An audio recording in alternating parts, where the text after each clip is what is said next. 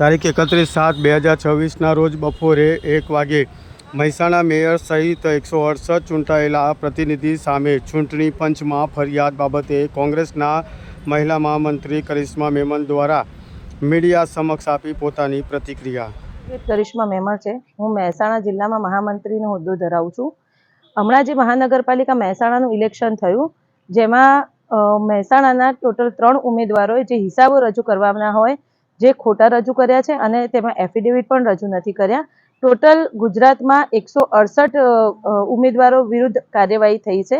કાર્યવાહીની માંગ ઉઠી છે કે 168 ઉમેદવારોને 6 વર્ષ માટે ચૂંટણી લડવા માટે ગેરલાયક ઠરાવવામાં આવે, જેમાંથી મહેસાણાના 3 ઉમેદવાર છે, વોર્ડ 11ના 2 અને વોર્ડ 7ના 1 ઉમેદવાર છે, જેમણે અધૂરી માહિતી અને ખોટી વિગતો ચૂંટણી પંચને રજૂ કરી છે, જેમાં ચૂંટણીના જે હિસાબો રજૂ કરવાના છે તે પ્રોપર રજૂ કરેલા નથી.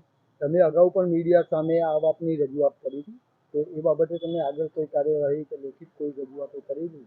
અગાઉ અમે જે ચૂંટણીમાં સોગંદનામું રજૂ કરવાનું હોય તેવા 7 ઉમેદવારો હતા જેમણે ખોટા સોગંદનામા રજૂ કર્યા હતા, જેની બાબતે અમે ચૂંટણી વિભાગ, કલેક્ટર, પોલીસ સ્ટેશન બધે અરજી લખી અને એ બાબતે ફરિયાદ કરેલી છે કે અરજી ઉપર યોગ્ય તપાસ થાય. પણ અમે એ વસ્તુ નોટ કરી છે કે જ્યારે ભાજપને ખબર પડે કે તેમના જે ઉમેદવારો વિરુદ્ધ કોઈ પણ અરજી થાય કે કોઈ પણ લીગલ એક્શન લેવાય, ત્યારે એ વ્યક્તિઓને વધુ સારા હોદ્દા આપવામાં આવતા હોય તેવું ભાજપ દ્વારા વર્ષોથી કામગીરી કરવામાં આવે છે.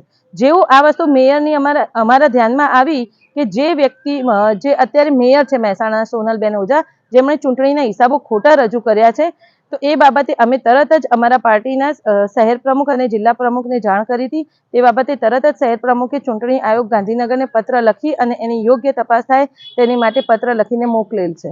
અને ત્રણે ત્રણ જે સારા હોદ્દા આપવામાં આવ્યા છે, જેમ કે મેયર છે, ડેપ્યુટી મેયર અને સ્ટેન્ડિંગ કમિટીના ચેરમેન, 3 વિરુદ્ધ અરજી થઈ, જેટલા વિરુદ્ધ અરજી થઈ છે તેવા સારા હોદ્દા એવા જ વ્યક્તિઓને આપવામાં આવે છે ભાજપ દ્વારા.